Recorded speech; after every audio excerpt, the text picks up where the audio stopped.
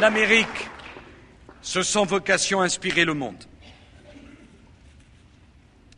L'Amérique est aujourd'hui la plus puissante, et parce que depuis plus de 2 siècles, l'Amérique veut porter les idéaux de démocratie et de liberté.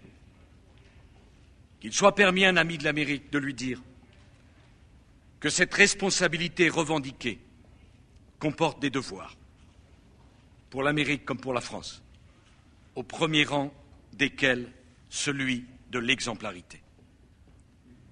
Ceux qui aiment la nation qui a le plus démontré au monde les vertus de la libre entreprise attendent de l'Amérique qu'elle soit la première à dénoncer les dérives et les excès d'un capitalisme financier qui fait aujourd'hui la part trop belle à la spéculation. Ils attendent de l'Amérique qu'elle s'engage résolument dans la mise en place des nécessaires règles et garde-fous.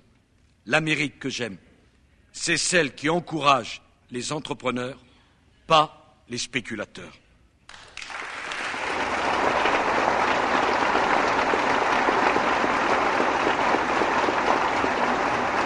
Ceux qui admirent la nation qui a bâti la plus grande économie du monde et qui n'a eu de cesse de convaincre des avantages du libre-échange, attendent de l'Amérique qu'elle soit la première à promouvoir une juste parité d'échange. Le yuan est déjà le problème de tous. Le dollar ne doit pas rester seulement le problème des autres. Si nous n'y prenons garde, le désordre monétaire risque de se muer en guerre économique dont nous serions tous les victimes. Ceux qui aiment l'Amérique des grands espaces, des parcs nationaux, de la nature protégée, attendent de l'Amérique qu'elle prenne aux côtés de l'Europe la tête du combat contre le réchauffement climatique qui menace la destruction de notre planète.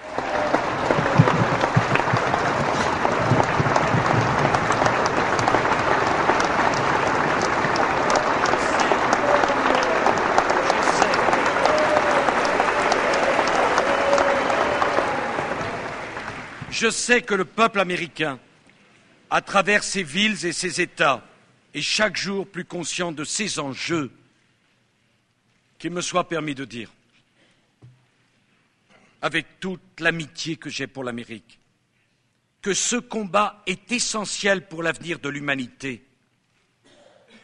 Nous ne pourrons pas obtenir les résultats que nous devons obtenir sans que l'Amérique prenne la tête de ce combat pour la préservation de notre planète, de notre humanité et de l'espèce humaine.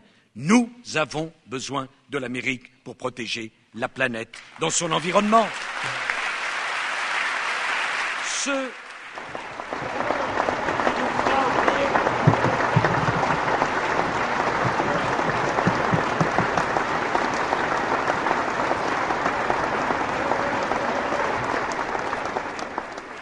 Mesdames et messieurs, permettez-moi de vous livrer une dernière conviction.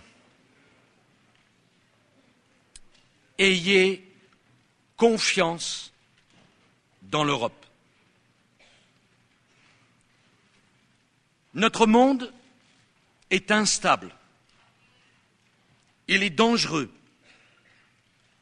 Je l'affirme, les États-Unis d'Amérique ont besoin d'une Europe forte, déterminée. L'Union européenne est en passe, avec le traité simplifié, de sortir de 10 années de débats sur ses institutions et donc de paralysie. L'Europe sera bientôt dotée d'un président stable, d'un ministre des Affaires étrangères plus puissant pour sa politique étrangère et de sécurité.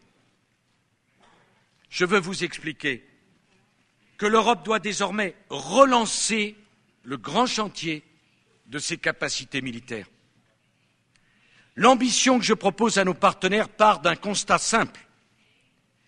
Il y a plus de crises que de capacités pour y faire face. L'OTAN ne peut être partout.